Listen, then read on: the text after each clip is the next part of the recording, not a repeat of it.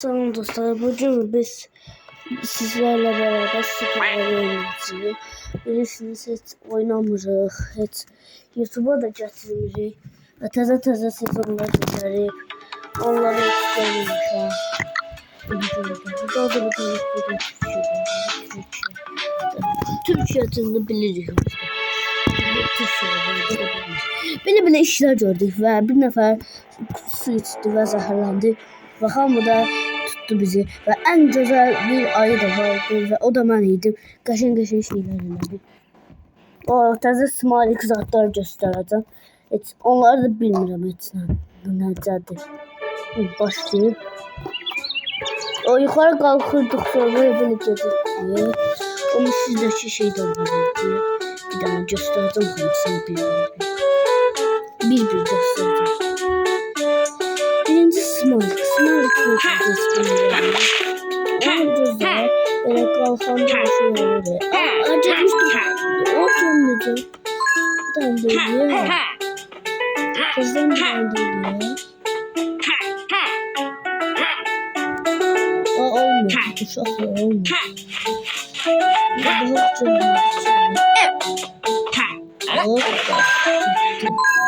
olmadı ve üçüncü bir.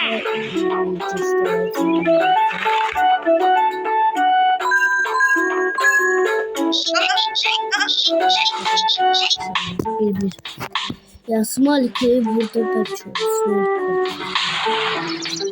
bir de kırık yazıyor.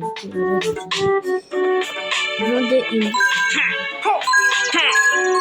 Smalik orada mı? Bilmiyorum. Şaşıl da var. Böyle şaşıl.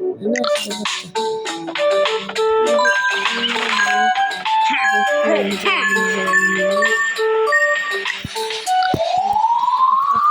Kaç. 2 dakika.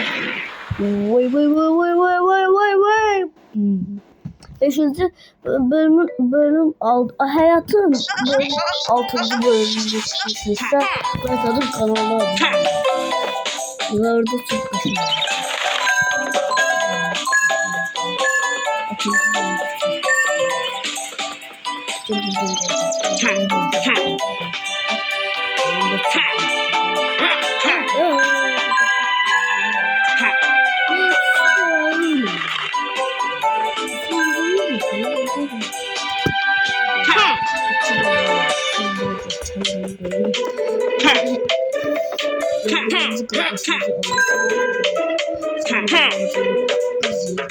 Salam aleyküm.